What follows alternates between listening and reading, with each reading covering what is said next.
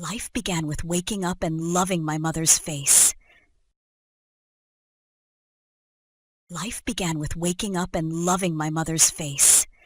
At least, that's how it seemed to me before words even had meaning. I don't remember the exact moment I first opened my eyes to her, but I know that her face was the first thing that ever mattered. It hovered above me, warm and familiar, with eyes soft as clouds and a smile that seemed to wrap me in sunlight. When I was small, the world was mysterious and enormous. Everything felt bigger than me, louder than me, faster than me. But in the presence of her face, those wild and untamed things quieted. There was a security in her expression. Her hands would hold mine when I couldn't understand the tears falling down my cheeks. Her laugh could pull me out of sadness like a magician pulling flowers from a hat. As I grew older, the years added layers to my understanding of her. She wasn't just my mother. She was someone with stories. Stories so full of color and history, they felt like they belonged in books. "When I was your age," she would begin, then lead me through the winding paths of her childhood. In those moments, her face transformed, not just the gentle mother I knew, but a woman who had lived, dreamed, and loved long before I came into her world. "Why do you always look at me like that?"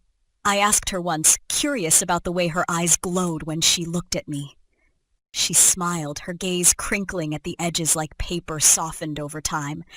"Because," she said, "you were the moment my life truly began. From the time I held you in my arms, I realized that this was what I had been waiting for." Her answer stayed with me, lingering like the scent of the flowers in her garden. I didn't understand its weight fully then. All I knew was the warmth of waking up each day to her, a presence steady as sunrise. Every laugh, every word, every look from her felt like nourishment for my soul. She was my beginning, my morning light. She was my beginning, my morning light. Now, decades later, as I hold my own child in my arms, I see the world through her eyes. I look down at this small face that is both new and familiar, and I understand. Life isn't measured by years or accomplishments. It doesn't begin with the things we do or the places we go. It begins with love, with that first unbreakable bond. For me, life began with her, with waking up to her face, and in every smile from my child, every tiny hand gripping mine, I feel her love echoing, infinite and eternal.